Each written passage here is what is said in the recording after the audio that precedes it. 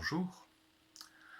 Avec le chapitre 15 de l'évangile de Jean, nous entendons de la bouche de Jésus son 7e et dernier « Je suis ». Le premier avait été au chapitre 6 « Je suis le pain de vie ». Il avait ajouté ensuite « Je suis la lumière du monde »,« Je suis la porte »,« Je suis le bon berger »,« Je suis la résurrection et la vie »,« Je suis le chemin, la vérité et la vie ». Et il dit maintenant « Je suis la vigne ».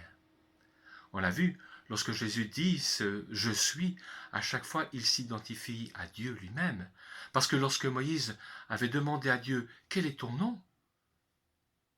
Dieu lui avait répondu « Je suis celui qui suis ». Mais quand Jésus dit « je suis », il ajoute toujours quelque chose qui nous fait découvrir une facette de ce qu'il est et veut être pour nous.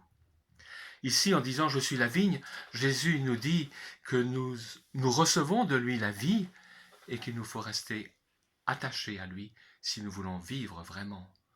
Sans moi, vous ne pouvez rien faire, dit Jésus.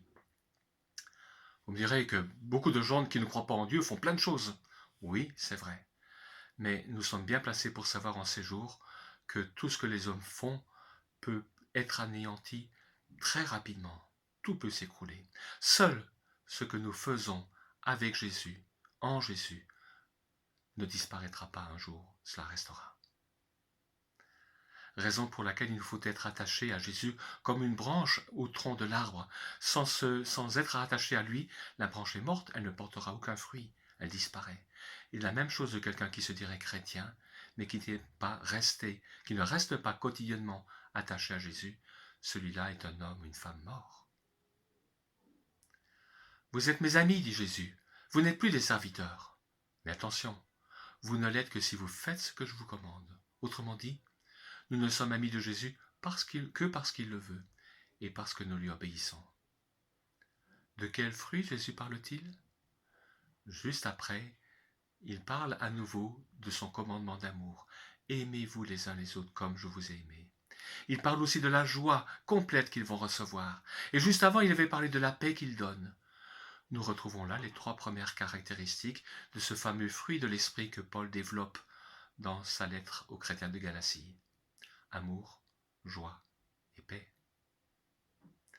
Dernière chose qu'il nous faut souligner en lisant le reste de ce chapitre 15. Jésus promet rejet, souffrance et haine à ses disciples de la part du monde dans lequel ils se trouvent. C'est paradoxal, me direz-vous, mais en réalité, c'est ce que Jésus a vécu lui-même. Il avait certes annoncé une vie abondante, mais il a souffert le rejet et il s'apprête à mourir lorsqu'il dit cela. Le disciple n'est pas plus grand que son maître. Il est appelé à être comme lui. Et ce qui est arrivé au maître, à Jésus, devrait arriver à son disciple, en tout cas, s'il veut lui rester fidèle jusqu'au bout. Une chose est certaine, celui qui veut être fidèle au Seigneur peut compter sur lui. Jésus sera toujours présent à ses côtés. Il en recevra de lui la vie. Bonne journée dans sa présence.